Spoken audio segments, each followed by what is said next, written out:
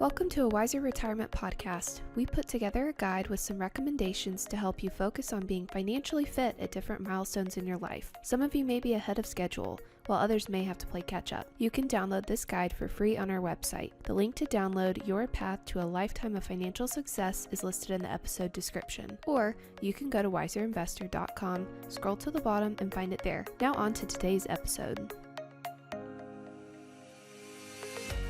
Welcome to a Wiser Retirement Podcast, where we believe the best financial advice should always be conflict-free. I'm your host, Casey Smith. Guiding you to financial freedom today is my co-host, Brad Lyons. Hey, Brad. Hi, Casey. You know, we use this, Brad, we use this system called Orion, as you know. Orion is an accounting system that takes all of our information from TD Ameritrade, Schwab, Betterment, and Nationwide, brings all that data into this database. And last week I discovered it's a huge system. It's like looking at the buttons on the space shuttle, you know, you're like, oh my gosh, there's so many buttons here. Yeah. Now that we've gotten more comfortable, we've been using the program we're probably approaching a year. There's this button down there that has metrics, and you can compare your firm versus 2,900 other firms, which I assume were all their customers. They're all participating in the database of Orion. Okay, so all this data is coming from custodians, brokerage firms, that are, because client accounts are being held at. Right. So this is across the country. What I was flabbergasted as, we've had a good year. We've added a lot of new clients. But it feels weird because with the market being down so much, we've added a lot, but you don't really see that in our total assets under management as a firm. We've seen a huge uptick in hourly planning. And of course we see that right away because that's hourly planning.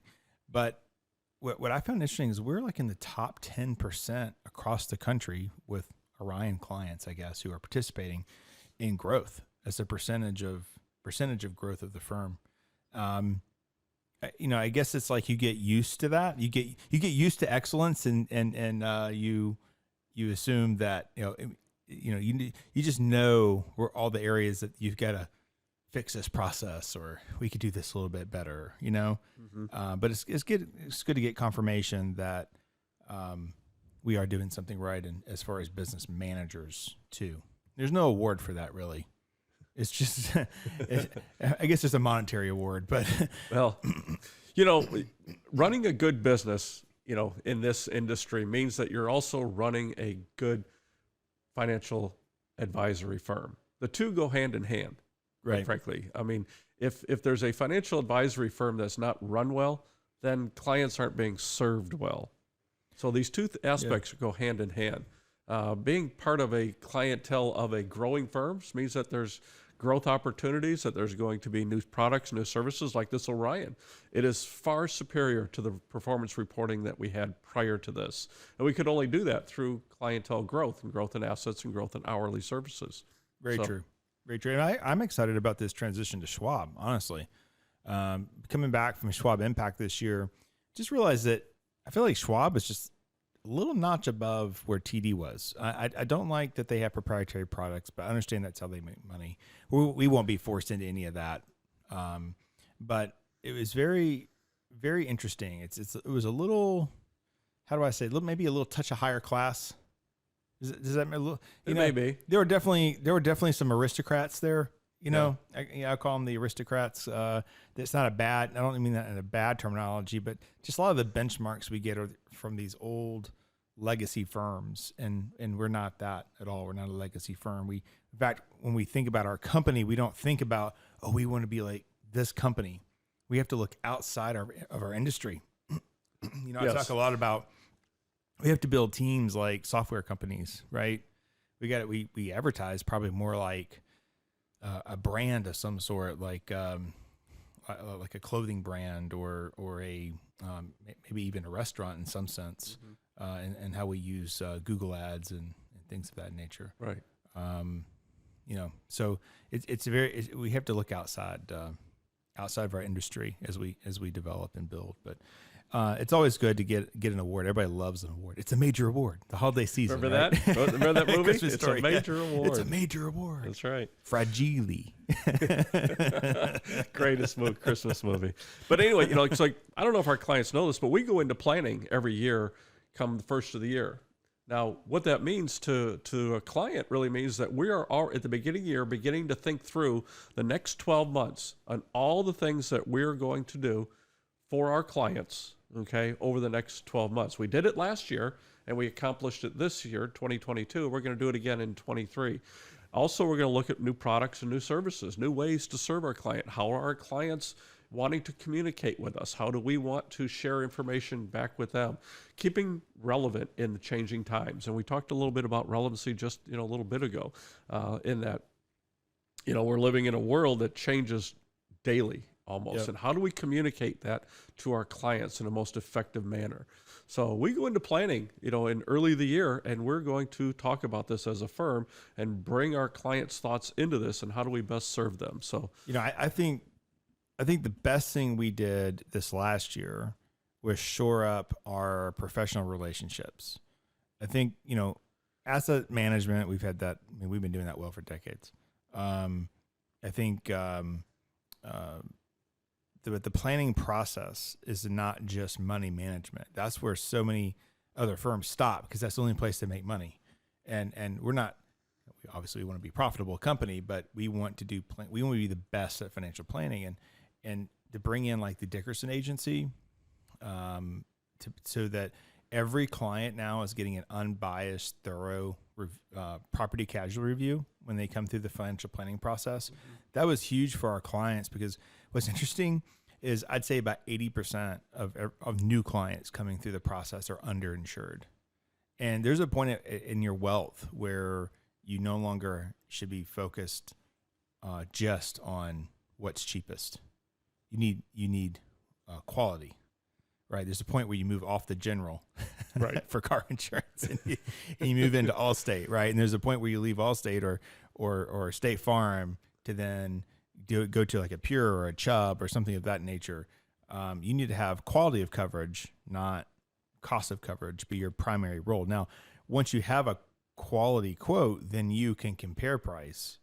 But it's amazing how many people are underinsured on their homes. They didn't even have anything in their policy to help them build. In one case, it was $100,000 underinsured. So if it had burnt down, they didn't even have the full replacement clause. Right. Because they went and found the cheapest policy. Exactly. And there may have been a time for that, as you expressed, but now the magnitude of a financial loss from an economic disaster has grown tremendously in people's and clients' portfolios, not just financial portfolios, but their entire asset, their balance sheet.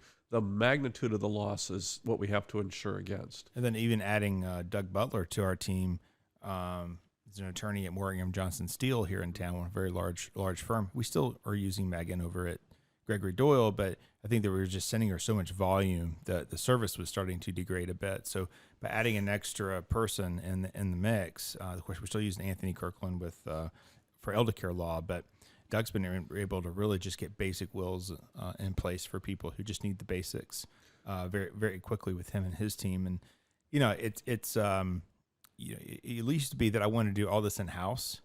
And quite honestly, it's just really tough to do that because when you have if you have an individual insurance agent, an individual CPA, or individual attorney inside your practice that's adding, 4 people a week, they can't keep up, and then their service degrades, and then it looks bad on us. And so I think for our client base, solidifying this network over the last year has been probably our biggest improvement, client facing anyway. I think next year I'm pushing hard. Some weeks we get so caught up in client projects that we can't work on stuff down the road. But I am all about this 1-page financial plan. We're doing all the same process we do now, but people walk away with a piece of paper that has, these are my action items, these are my goals, these are my, this is my net worth, this is my tax situation, right? And so you look at this one piece of paper and you should be able to make decisions much easier. I think that can be a game changer for clients, because a huge part of what we're doing is we're demystifying all the complexities of financial planning for personal financial planning. It is simply a different world than it was for our parents, Right. okay, when they were going through this. Right now, there are so many things that are coming at clients from a financial and economic standpoint that our role is to simplify this, and a one-pager financial plan speaks to that, okay? Yep. And it's being done. We're not creating this out of blue sky. I mean, there's literally a book called the One Page Plan, One Page Financial Plan. You wrote a whole book to get I wrote a whole book to get one page, right? Well, it's written to advisors on why you should be doing it. It's just the ones that are out there aren't very good. The ones that are out there are very biased toward wherever that advisor is. They're very biased toward asset allocation. They're very biased toward insurance sales. We're going to have to refine the wheel just a little bit to make sure. Well, we've been out ahead of the curve before, Casey. You're Yes. a wiser well, and we're going many to be out times. ahead of it again this time. And so it may go through an iteration or two. Yeah, we were one of the first. ETFs. With ETFs, we were definitely ahead of the curve. I remember we had all ETF portfolios when there's only like 200 ETFs, and we were ahead of the curve on comprehensive financial planning as part of the asset management process. Now I think we identify more as a financial planning firm than we do an asset management firm, even though in that same report, our asset performance is done really, really well, but it has nothing to do with you and me necessarily. It's our style. You know, we're very passionate about being passive, long-term focused investors. So we carry a lot of Vanguard funds, things of that nature, right? It's just that the active managers have done so bad in the last year to date and last year, because you think in high volatility that a manager is like, oh yeah, we're out, we're in, we're out, we're going to buy this. And they make the wrong decisions. And so now if you look at the Spiver report, in the last decade, last 10 years, 94% of fund managers have failed to beat the S&P 500 or any index. Any of their indexes, which is their benchmark for being judged. You know, we're bringing institutional quality investments to individual portfolios. Is one of the ways that we look at it. It's institutional quality. It's your own endowment. It's your own pension fund. That's and then how do we replicate that? Right. Yeah. It's so simple. It's so simple and it's so cheap. And other firms won't do it because they have to justify their 2.5% fees. Or they sound smart. They sound smart. You know, we have a whole crypto podcast. If you want to listen to the last episode about FTX and its collapse with myself and my good friend Robert, you should do that. But I'll just say that sometimes the smartest person in the room is not the smartest person in the room, right? You think about SBF and what he did with FTX and the whole collapse of that whole system. It was a fraud. It was a fraud. Don't even get me started. I mean, literally the media is like allowing this guy to apologize and saying there was like a run on the bank. There's no run on the bank. I'm glad you brought that up. That is such an amazing thing that they're allowing. Yes. It's like going out, having a few drinks, driving home and getting into an accident and saying, I didn't mean to hit the car. You know, right. I didn't mean to cause that damage. I don't know. This is exactly what that person is saying. I think I didn't mean for this to happen. I didn't, Yeah, I think there's a better argument for that versus what he did, honestly. Oh my gosh. I am flabbergasted by the whole thing. It just, yeah, you guys need to go listen to the podcast. We could have we could have 5 segments on this thing, and it keeps evolving every day.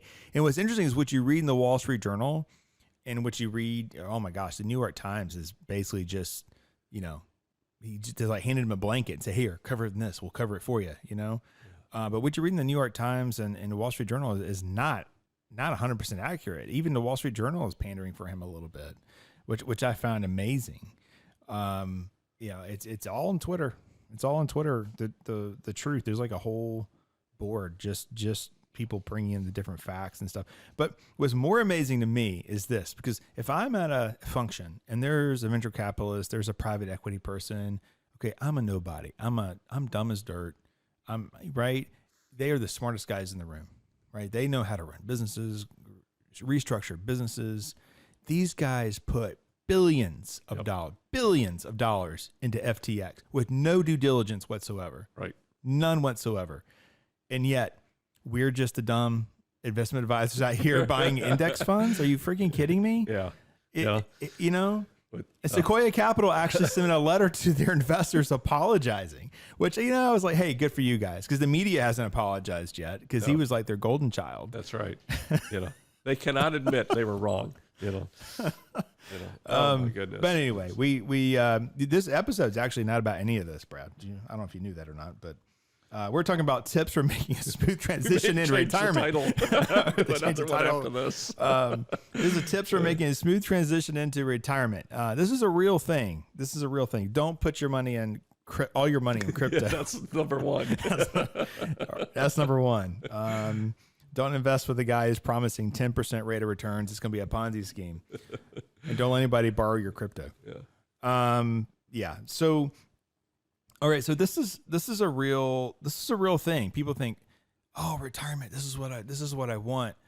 I would say, as a man, that you wrap so much in what you do, so much of your identity is in what you do. Yes. That it's a tough transition for men. Now, I'm not a woman. I think women probably transition easier in a lot of things, but it's certainly something that you can't ignore it. You've got to have. I always tell our clients, you got to have a game plan, and especially our pilots, because so many pilots, you're out there, you're flying, you're doing your mission, right? You land, sit the parking brake. Okay, nobody died, right? And then you go back and do it again, over and over and over again. Right. And then when you retire, that you see the airplane taking off again, you're like, oh my gosh, they could do it without me, right? Mm-hmm. And so you kind of lose that sense of purpose. You're at the parties or at the gatherings, you're the pilot. That's a cool job. And when you're not that anymore.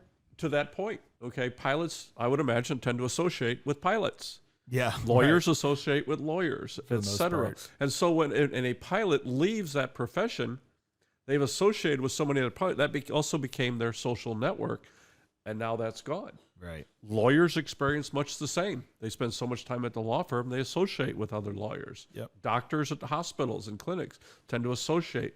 So they tend to wrap up not just their self-identity, but their relationships in that type of career. And when they walk away from it, they're also walking away and breaking that social network that goes along with it. Yep. So yeah, the planning and the recognition of that, okay, goes a long way. Speaking to women tend to maintain social relationships better than you and I, Casey. They're better at it than we are. And so we throw ourselves into our work, and that becomes our relationship network as well, quite often. Okay, we may have a few golf buddies or something like that, but that doesn't necessarily mean the same thing. We're not going to spend the rest of our retirement with them. Okay, how much time do we spend here at work? Okay, at least 40 hours a week. Yeah, at least 40. We're spending right here. We even put up a Christmas tree, right? Exactly. I guess am I responsible for the presents? I'm not quite sure about that, but but this is the reality of life, and it becomes the reality of retirement as well. Yep, that's very true. Yeah, yeah. I think there should be a game plan. I mean, I've gotten into my New Year's resolution ahead of schedule. So I'm in my second week of working out. Nothing's crazy, just elliptical. Is this last year's or? Yeah. Exactly. So I was like, no, you know what? We're really busy here. We have some big decisions to make as a firm going forward, and I need to make sure that I'm in top of your game. Top of my game. So 45 minutes on the elliptical, right? I'll tell you what, 45 minutes on elliptical. So I get there, do my 45 minutes, shower at the in the men's locker room on the golf side. Then I have kind of like my same breakfast I get after that, and so they kind of know this now, and they just know that when they hear the shower go off, they know to make the breakfast. It's a great setup. Wow. But what's interesting is every morning there's like the same group of guys. They call them the lunch bunch, but it's the same group of guys that are at the club every single day. These, in their peak, were captains of industry. Yes. That's the only way to put it. Yes. Yeah. And they had great business lives. And they are there every single day. Every day around noon, they tee off. They play their 18 holes. They bet their side bets, and then they go home. And maybe that was their whole goal in retirement. They're certainly keeping busy. They're being physically active. They have a network of guys that they love. I just look at it as what a waste of talent. Because as a business owner, I'm always looking for people to mentor me. I'm always looking 2 generations up going, man, how did you do it? What are some pitfalls that you had as you were guiding your people, through rapid growth seasons? And maybe I should just go sit at the table and just say some of that. I don't know. I don't think I'm welcomed. I'm not quite on the in crowd there. You're not old enough. I'm not. All right. You have a minimum age to sit down, probably. Exactly. Yeah. But they've created a new behavior for themselves. They did. Going to work every day is a behavioral.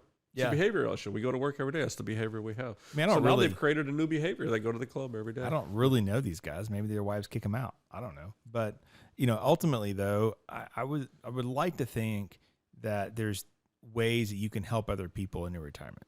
I always love to see that. Even if it's your own family, that's fine. But you're out there putting time into other people. And that's really your legacy, not what you shot on what day and whatever. But I don't know. That's their life, not mine. But yeah, it's I would just think about that. There is an outline for this podcast. We probably should stick to that. But embrace change. I think that's our theme. So change is coming. You're about to retire. You've got to know. You got to have a game plan. I try to tell people, I give you 2 weeks on the couch, 2 weeks of getting up late, and then after that, you have to formulate a purpose, and your feet got to hit the ground every morning, going, okay, I'm excited about this, and this is what we're going to go do. And I think for the most part, most of our retirees have done that. I can think of a few that aren't. And what's interesting to me is I see their health degrading too. Like they look a lot older. Those that with no other medical known to me medical issues. Okay. Because we also see a lot of happy retirees come through this. I'll say most of them are. Yeah, exactly. They're very satisfied. They're happy. They have a little spring in their step that they didn't have, especially people who are working a physical type of job. True. They're much more physically happy, happy, content, than they were before. You talk about embrace the change. Again, you get to reinvent yourself. You get to turn the page in the book, and it's a new chapter. Yep. What do you want to do? And this is what you're saying. You got to find a new purpose. What skills were we given, okay, to have a career? Now, what skills did we learn during that career to go out and help others in the community and at large? So, and how do we then employ that into the community at the same time? Where's the egress? Where's the on-ramp? Where do you move into that? Is it charity? Is it through social work? Is it through church? Is it through the synagogue? Is it through, governmental, what NGOs, I think they're called, non-government organizations. Right. Where do you find these and so on? So, but this is part of, preparing for retirement, isn't it? It's beginning ahead of time. It's not just, when people come to us, they're preparing for somewhat, a lot to do with their financial end, but do they go to prepare for the social end, the self end? Okay, where?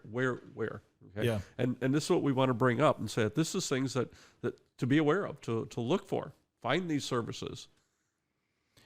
Suggestions that we found, kind of sitting out there from different people, but one is adjust your attitude, which is interesting. This kind of goes back to. There's different ways people end up in retirement, right? Yes, and COVID did a lot for that. Okay, some people were pushed into it. Some people are pushed into it. Okay, so no matter how you got there, you have to realize this is a reality, whether it was planned or unplanned. Exactly. Build resilience. So well, let's go back to adjust your attitude for just a minute. I mean, because you are no longer. For people who had in their careers, they had resources that they managed, whether people, finances, assets, whatever, and you had the take charge approach and attitude. Okay, right. Those are gone. Yeah, right. Yeah, true. Those are gone. You have to find a new way, a new avenue for taking charge. Yeah. Society still needs people who take charge. Your community needs them. Our families need them. What it I just like has to to be see- adjusted into a new environment. I like to see more people retire and go into like their HOAs. I feel like I don't have an HOA anywhere I live now, but it seems like when I was in one, the HOA people or the presidents or the people in charge have never actually been in charge of anything their entire lives. And it's like they're on this huge power trip, So even getting involved in your community in that way. I mean, gosh, what a terrible job, but because you get every single phone call about the things you can't even control. But yeah, that aside, yeah. Taking your expertise elsewhere, not taking it out on your spouse and your animals, right? Don't go home and kick the dog. Acknowledging your emotions. I think that's a good one too. I think so much of it, especially the retiring generation now, it's like they're not supposed to talk about their emotions. They're supposed to just kind of keep it all inside. I mean, we see that all the time. I have no problems calling that out with clients if I see it. It's amazing. It's just amazing the weird things that we see. I mean, that's not weird. I mean, it's all normal stuff, but in transitions, like you have one person working still, you have another person who is self-sufficient, but they kept separate books. Husband and wife, they keep separate accounts. That's your money, that's my money, and we split the mortgage. When you hit retirement, one person's not working, and all you got, and you shouldn't be taking Social Security early. It changes the dynamic a little bit. So it's like, well, you've been married for 20 years, now you actually got to be married and merge your finances in. And people look at me kind of funny, but then after a while, they start shaking their heads, going, "Yeah, this was a problem. We just never really realized it." Redefine your identity. I think we've kind of touched on that already. And that's a big one, because a lot will come from that, emulate from that afterwards. Yeah, but that could be a positive too. It could be that you're in a horrible work situation. You're not happy with the person that you are. It could be you work all the time and you're not, you're not physically fit anymore and your health is degrading. Maybe it's time to set priorities. Maybe the priority is you. Right. I kind of think that was like empty nesters too. As we have one that's about a year and a half away from going to school. Our oldest, in golf, parents have sacrificed so much to be at these different tournaments and to travel all over the world, literally, to play in tournaments. And you realize that when they go to school, you're probably still going to go to college, but you're not in charge of. You're going to go to college tournaments, but you're not in charge of so much anymore. Right. And so it allows you to actually focus on things that you want to do instead of having to. You bring up an excellent topic and point here, and I don't know what's in there. This is something that my wife and I learned as our kids, moved on through college and now out on their own, is the amount of time that becomes available. Mm-hmm. Okay. That was taken up through kids' activities, directing them, taking them, being involved with them. Okay. That you have so much time now to do some of these other things, and how do you fill that time? Yeah, right. And it's going to be exacerbated in retirement. I'm all that time. We've got 3 kids moving in 3 different directions at times. There's not enough of us, but I am very aware that there's going to be a period where there's nothing happening. And so I somewhat enjoy what's happening now. Mm-hmm. Because I enjoy being busy and I don't know what I'm going to do with myself when there's nowhere to go. And these are the exact same issues that retirees are facing. Exactly. Okay. Exactly. Just substitute career job for children activities, Yep. Yeah. I think most of us and through our work have goal planning that we sit down and do. I think that's something that we should do more personally, going forward. And so when you're in retirement, like I said, take this few weeks off, maybe do that big retirement trip. But after that, what are our goals? Is there our goals to travel to these places and we put little pins on the map? If people still do that, I don't know. Or is it something with our families that we want to see accomplished? Is it grandchildren? Do we have highly successful adult children that have nannies for their kids? How can we make sure that the kids have some type of normal, grandparent relationship? Yeah, grandparent relationships. Okay, sure. Yeah. That's kind of funny. I have some clients who are like, I raised my kids. It's their turn to raise their kids, and they are checked out. And we have other clients who have grandkids, and you think that they're raising the kids themselves. It goes back and forth, and it's just your personal preference and how you think about things. Well, the family dynamic plays a role in helping to do some of these other embracing changes, that occurs, because that's the environment that we're in. Okay. I thought I put it in our show notes, but you remember the episode with Hughes? Yes, James Hughes. James Hughes. Yeah. You guys need to find that episode if you're thinking about what am I going to do in my retirement, because building your legacy, I think that those are your years to do that. I want to say it was episode 127, but I could be wrong on that.